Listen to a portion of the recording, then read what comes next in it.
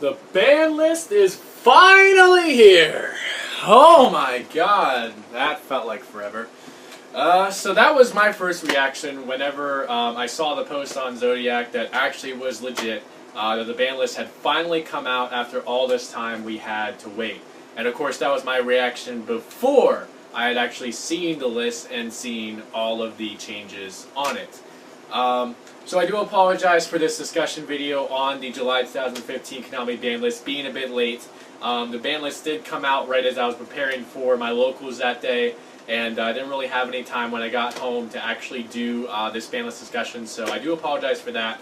Although at my locals yesterday, I did get in a couple of deck profiles from some of my friends at my locals for the new ban list, so definitely feel free to check that out on my channel.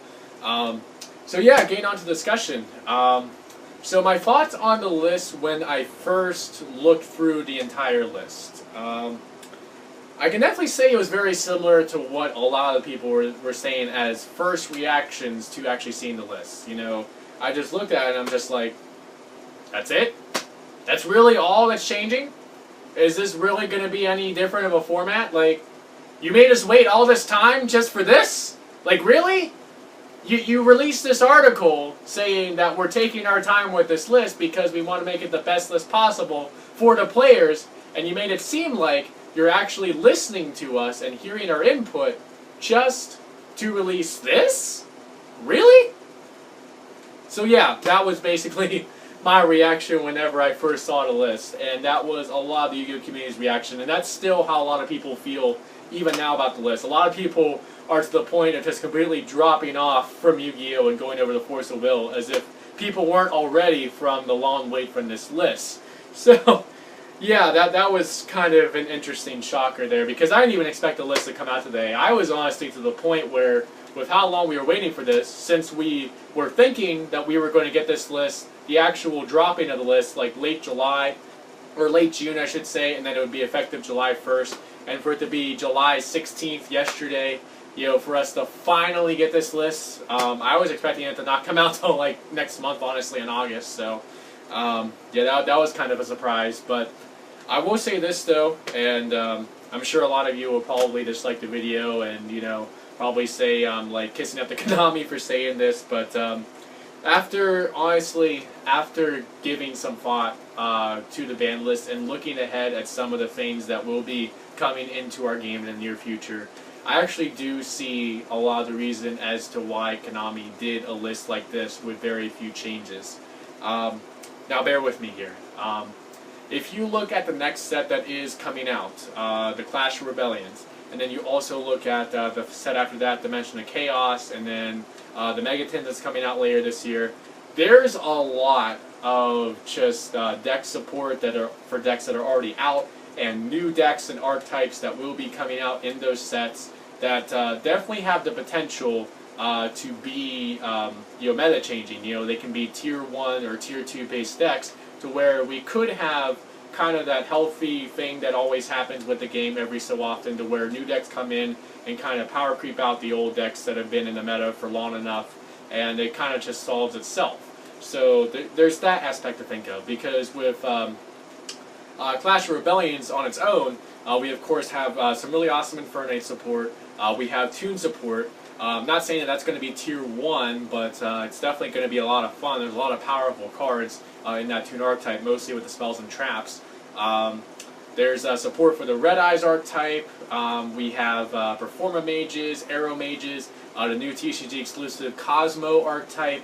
There's also a Chicken Race that's coming out, Ignites. So there's a lot of potential there with all the cards we are getting in that set, to where we definitely should have at least one, if not two, meta decks just from that set right there.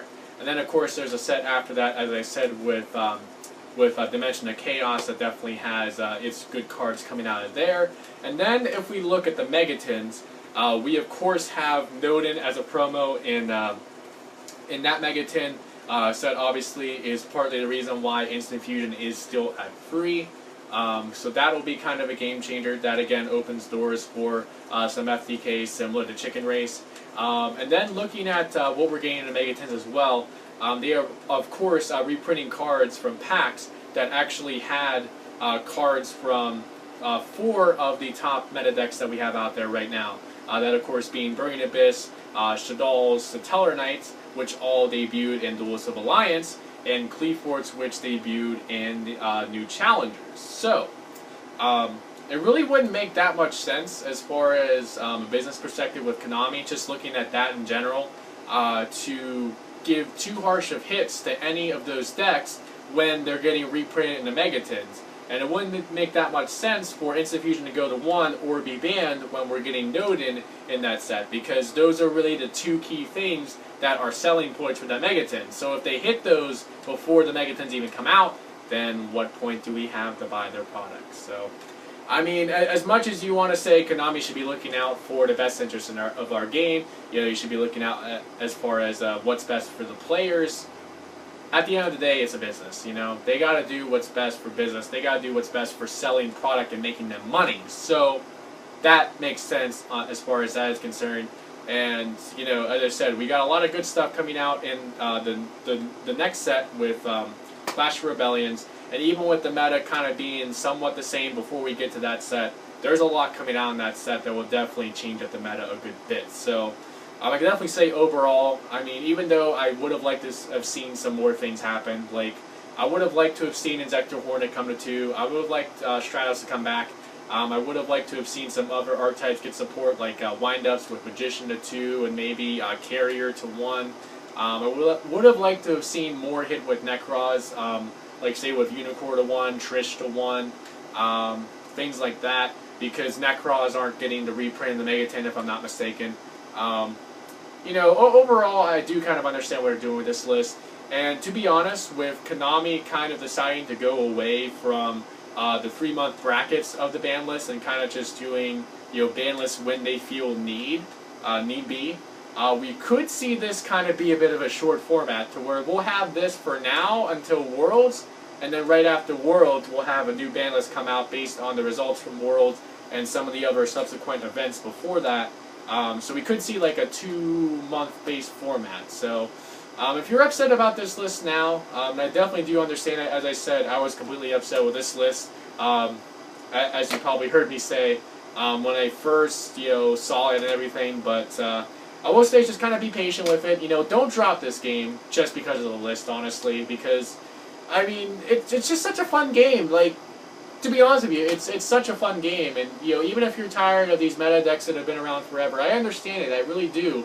If you think this stuff is too broken, and your stuff, like if you're a rogue player that plays, budget decks, like you think you can't compete, well, it's not entirely true. You just have to, when it comes to playing rogue decks, you just have to, know the meta decks well enough, and you have to know what to tech in. You have to be good at deck building. You have to be good skillfully with your deck. You have to be good as far as just being able to counter their plays and everything. And if you can do that, if you can get in a lot of practice, if you can really work at making your deck the best it can possibly be, then you do have a decent chance against the meta.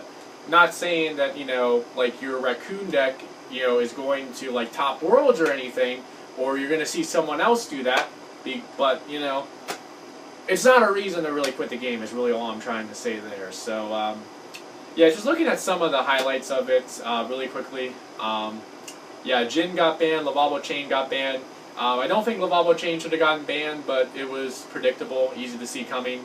Jin definitely should have gotten banned. That's just a degenerate card that just says no to the opponent playing the game to Yu-Gi-Oh!, which isn't healthy at all. It was so easy for Necros to go into.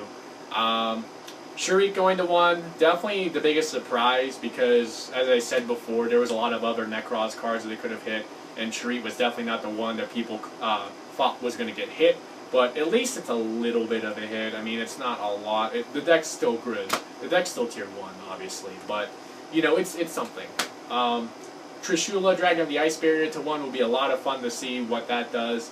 I think it's fine to be at 1 in this current game state. I mean, it's a card you have to commit 3 cards to make.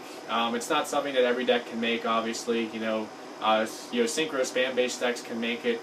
Yang Zanes are really good at making it. Plant Synchros obviously are good at making it, so it'll be interesting to see what they do.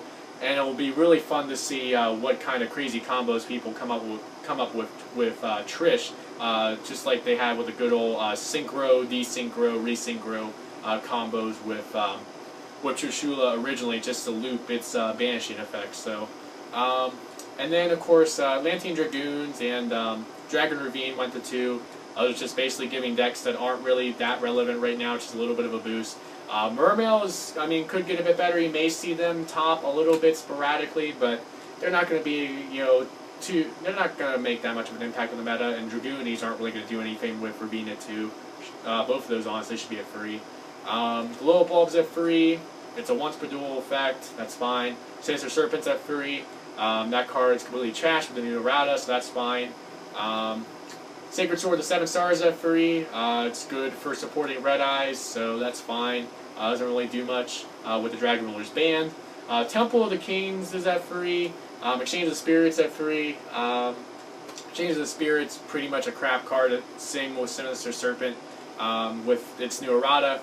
Temple of the Kings at 3. A lot of people are saying it doesn't matter because it's a once per turn effect, where you can only activate 1 trap card that was set that turn. So it's not nearly what the original Temple of the Kings was. But I will say that you can definitely expect from me, when I get to my wave of updated deck profiles for the new ban list, you can definitely expect to see a 3-card Blaze Phoenix FDK deck that'll feature 3 Temple of the Kings, free chain material, and free Fusion Gate. I will try to turbo it up to actually get to that combo consistently. So it'll be interesting to see, how that tests out, how often I'm actually able to pull off the FDK with that combo. But I mean, it's probably not going to do a whole lot, honestly. So that is it for my discussion video on the Konami July 2015 ban list. I do hope you guys enjoyed it. Please remember to like, comment, and subscribe. Please let me know in the comment section below what you guys think about this list. Definitely was an interesting one at that. That definitely had a lot of surprises, a lot of surprises for things that did happen, and a lot of surprises for things that didn't happen. So, as I said, thank you guys so much for watching, and I will catch you guys next time.